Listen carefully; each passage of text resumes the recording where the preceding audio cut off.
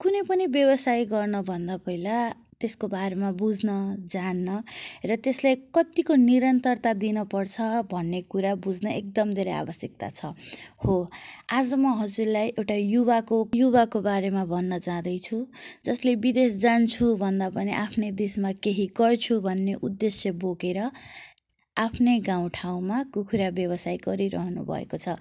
निरन्तरता, लगनशीलता र आफ्नो मेहनतले आज उहाँ एक सफल व्यवसायी बन्न पुग्नु भएको छ। कृपया भिडियोलाई अन्तिमसम्म हेरेर कस्तो लागेको छ कमेन्ट गर्न नबिर्सनुहोला। नमस्कार, मेरो नाम चाहिँ सन्दीप बस्नेत। म चाहिँ छैन महिना 3 मुर्गियादेखि। मैले फार्म गर्न थालेको त लगभग 4 वर्षै भयो। सुरुको 2 वर्ष चाहिँ मैले यता बास्कोटदेखि भित्र मटेरिया भन्ने ठाउँमा गरेँ। त्यसपछि यो छैन महिना 3 मा गर्न थालेको चाहिँ अहिले 2 वर्ष कम्प्लिट भयो। मैले अहिलेसम्म फार्म गर्दा लगानी मेरो पहिला उता गरेको र यता त्यो ठाउँ चेन्ज गर्दा पनि 4-5 लाख एक्स्ट्रा लाग्यो। नै पनि ओभरअल त्यही 12 देखि 15 लाख लाग्यो। चाहिँ 12 पढेपछि चाहिँ मलाई चाहिँ होटल म्यानेजमेन्ट पढायो मैले। त्यसपछि मलाई चाहिँ कुकिङमै इन्ट्रेस्ट थियो। म चाइना पनि गएँ 6 महिना इन्टर्नसिप गर्नुको लागि। अनि त्यहाँ गएर मैले चाहिँ के बुझेँ भन्दा चाहिँ देशमा पनि के गर्यो भने यही फिल्डमा आफ्नो फिल्ड मात्र नभई अरू फिल्डहरूमा पनि के गर्न सकिन्छ भन्ने चाहिँ एउटा मोटिभेसन लिएर आएर चाहिँ फार्म स्थापना गरेर यसलाई कसरी लान सकिन्छ भन्ने यताउता अरू गरेका दाइहरूसँग अङ्कलहरूसँग पनि बुझेँ। अनि उहाँहरूको सुझाव अनुसार चाहिँ जतिकै छ आफूले टाइम दियो राम्रोसँग गर्यो भने चाहिँ गर्न सकिँदो रहेछ है भन्ने भएर चाहिँ अनि मैले कुखुरा फार्म गर्छु भनेर लाग्यो। यस्तो हुन्छ, तपाईँको बाहिर कुखुरा लिन जानुभयो भने चाहिँ तपाईँलाई 900-1000 रुपियाँ केजी पनि पर्छ। तर हामीले चाहिँ आफ्नै फार्ममा उत्पादन गरेको हुनाले चाहिँ हामीले 650 देखि 750 रुपियाँसम्म कुखुरा हेरी दिन्छौँ, कुन कति महिनाको छ भनेर। अनि ल एउटा चल्ला राखेपछि चाहिँ अब त्यो कुखुरा चाहिँ बेच्नेसम्म पुग्नलाई चाहिँ कम्तीमा पनि तपाईँको 4 महिनाको हुनु पर्यो।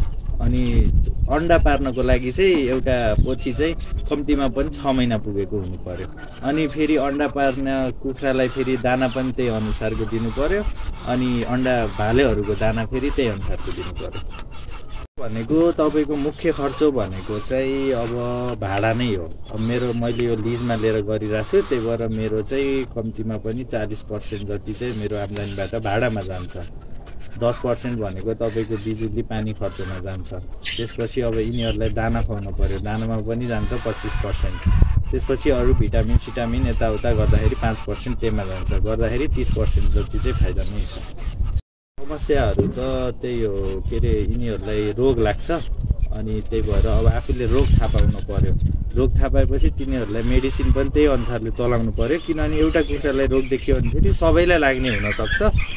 अनि मेन भनेको त त्यही रोग नै हो। अरू त अब यिनीहरूलाई टाइममा दाना र पानी दियो भने चाहिँ खासै त्यस्तो समस्याहरू त अरू छैनन्। अनि अब जस्तै यस्ता न्याउरे मुसेहरू यिनीहरूसँग बचाउनु पर्यो। समस्या भनेको त्यही कुकुर बिराला न्याउरे मुसाहरूले लग्लान् भन्ने एउटा समस्या हो।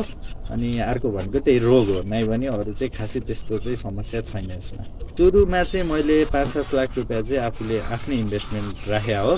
त्यसपछि अब बिचमा मलाई अब अलि बढाउनु पर्यो, त्यसको लागि मैले अब चल्लाहरू थपेँ। अनि त्यसपछि यहाँ फेरि फार्म आएर फार्म इस्टाब्लिस गर्नु पर्यो। अहिले फेरि हामीले यता नयाँ खोर बनाएको छौँ, त्यसमा पनि राख्नु पर्यो। गर्दाखेरि चाहिँ कतिपय पैसाहरू हामीले कतैबाट 1-2 लाख गरेर सहकारीबाट पनि गरियो, कतिहरू आफ्ना आफन्तीहरूसँग पनि लिइयो। गर्दाखेरि एभरेजमा हेऱ्यो भने 50% आफ्नो इन्भेस्टमेन्ट छ, 50% चाहिँ अरूसँग लिएको छ।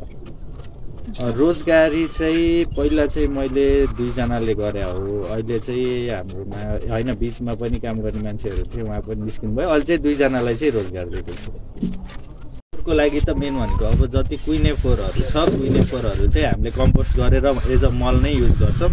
नकुइने फोरहरू चाहिँ नगरपालिकाको गाडी आउँछ, उसमै हालेर पठाइन्छ। अनि बच्यो मलहरू चाहिँ यहाँ जति पनि डिमान्ड यति धेरै छ कि मलहरू यहाँ खेती गर्ने किसानहरूले मलहरू लगिराख्नुहुन्छ। त्यही भएर खासै त्यस्तो फोरहरू पनि युटिलाइज नहुने फोरहरू छैन।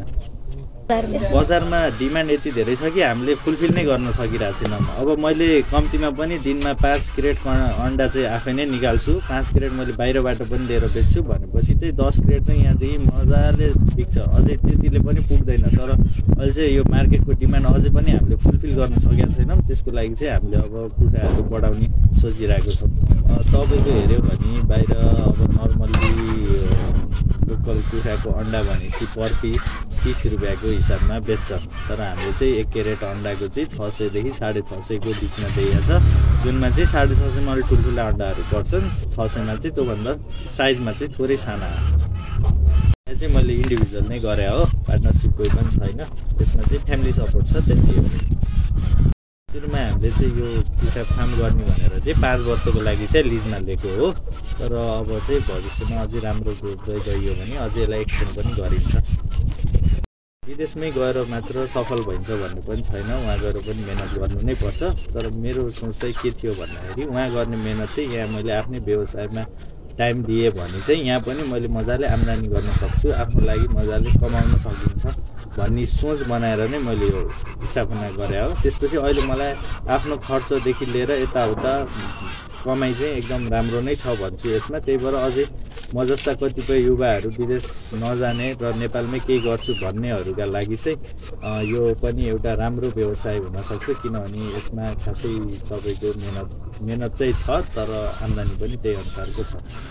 व्यवसायमा चाहिँ हामीलाई भनेको मेन अब मेरो लागि एकदम समस्या भनेको चाहिँ एउटा यो दानाहरू हो, किनभने एकदमै महँगो छ। इन्डियाको कम्पेयर गर्यो भने पनि नेपालमा दाना चाहिँ एकदमै महँगो र कुखुरालाई खुवाउने भिटामिनहरू, अब यो प्रोडक्टहरूमा चाहिँ सरकारले नि इन्भेस्ट गरेर बरु नेपालमै उत्पादन गर्ने, बाहिरको एक्सपोर्ट गर्न इम्पोर्ट नगर्ने गर्यो भने चाहिँ सरकारले कृषिहरूलाई फोकस गरेर एकदम राम्रो प्लान योजनासँग यस्तै कृषिहरूलाई नै एउटा योजना दिएर यस्ता भिटामिनहरूदेखि दानाहरू सबै यहीँ देशमै उत्पादन भयो भने अलि सस्तो पनि पर्न जान्छ, जसले गर्दा मेरो व्यवसायमा मात्र नभई जुनै फार्म गर्ने मान्छेहरूलाई पनि सहज हुन जान्छ।